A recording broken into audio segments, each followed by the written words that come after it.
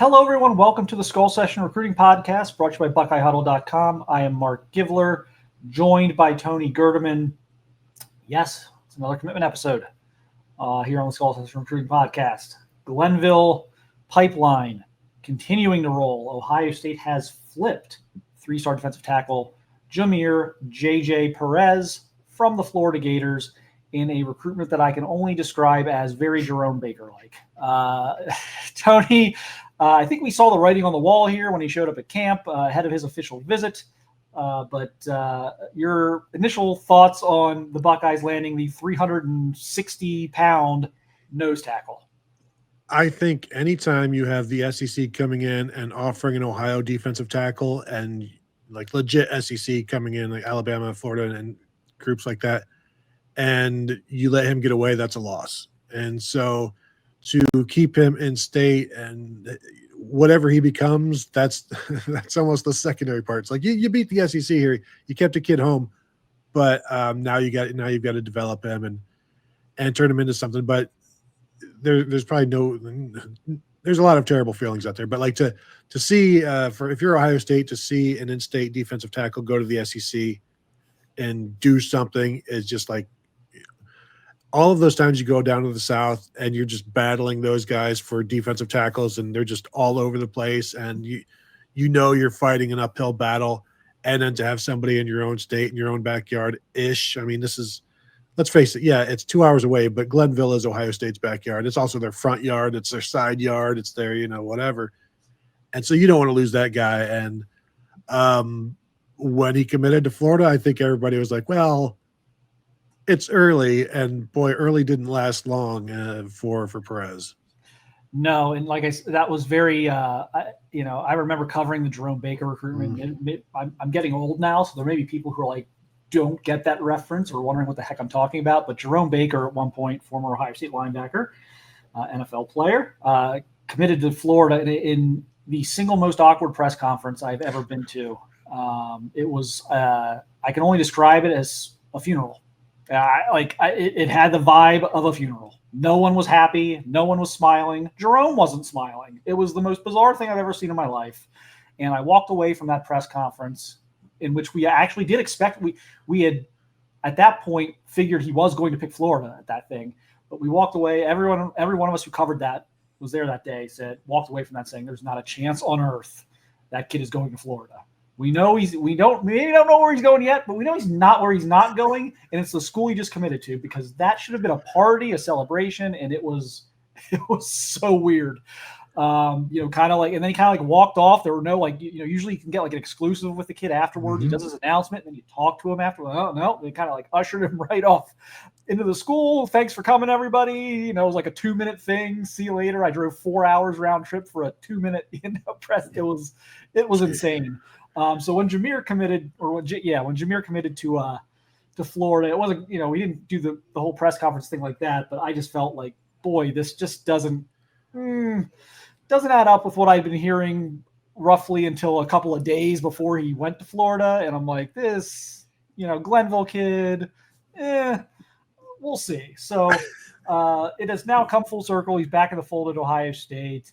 And so, yeah, let's throw on a little bit of tape here, Tony. We also saw him at camp, so we've seen quite a bit of him now. But, there's no secret to what Jamir Perez can be, what Ohio State thinks he can be, et cetera. He is a run-stuffing nose tackle that's going to play well over 300 pounds, who can also get after the quarterback a little bit, because he does – while he's probably 20, 30 pounds from an ideal playing weight at this point, I think they'll want to drop him down into the 325, 330 range. The fact that he's able to move the way he does at the size that he does is super intriguing. And it makes you wonder, okay, when this guy gets down in around 330, what is he going to look like? Yeah, and 330, and it'll be a stronger 330, and he's already overpowering offensive linemen now. So stronger, quicker, and he's able to just push the center and then the guard into the backfield. But it's interesting with a guy like Jamir Perez or any of these big run-stuffing nose tackles, they can be the difference between your team giving up 4 yards a carry and 3.5. And over the course of a season, that's a big thing. And so you watch highlights and, for nose tackles, the highlights aren't necessarily sacks and things like that. In high school, sometimes they are, but it's almost the stuff that you don't see. And what you don't see is you don't see a lot of runs up the middle. Remember in the spring game when Ohio State had a lot of runs, successful runs up the middle? When he's out there, guys like Jamir Perez, they can lock that down, and that's so key. And especially over the course of a long season, where if he can keep the linebackers clean and keep everybody just dialed in and not getting worn down, as long as he's not getting worn down, guys like Perez, where it's just every great defense has guys up front, and you may not notice them, but what you notice is, boy, these running plays aren't going very far. Yeah. He's, like I said, big time space eater, but again, has some athleticism to him to where he can kind of push things and get to the quarterback. I was talking to Ted Ginn Sr. about him, and obviously in terms of natural explosiveness, that came up. But the thing Ted Ginn Sr. said about him is just how strong his upper body and his hands are. And I don't know how to describe it to people other than if you could take 200-300-pound men, but you shake one's hand and you shake the other's hand, and the other one's got that firm, crush your hand grip, and just he plays with it's like heavy hands is what they call it. He has heavy hands. When he shakes your hand, when he grips, when he puts a arm into your chest, it's just a little bit different. And so that is what is so intriguing about him, is his natural explosiveness and strength. And they'll figure the weight out. They'll get him down to where he needs to be. I think he already knows that. They've already told him that. Ted Ginn Sr. certainly told him that. And, they're working on it. So this is a guy, I think, kind of a long-term play, a high upside play, right? Maybe not a guy who's ready immediately, but a guy that could be molded into a really good nose tackle by year 2 or 3. Yeah, and it's not like they need him down to 305 or anything like that. He's a big kid, and they're okay with Caden McDonald being 325 or whatever. And Tyleik Williams forever was around 325, 330 for his first few years. So they could work with that. And Larry Johnson, he doesn't mind putting a 330-pound guy at nose tack or at 3-tech. He does his own thing. He'll put a 285-pound guy at nose tackle. But I think with Perez, it's pretty clear that he's a 1, he's a 0, depending on what they're looking like, a defensive line with their front. And really, he's the kind of guy that can let you go from odd to even based on, because he can do either one of those things, I think, for you, because he's big enough if you want to go to an odd front, but he's also customarily, he's custom made to be your 1-tech as well. So I think, whatever they want to do with him, he's got the size, and as you said, he's strong, and you can see that in the clips where he's just overpowering the interior guys and just pushing them back into the quarterback or into the running back.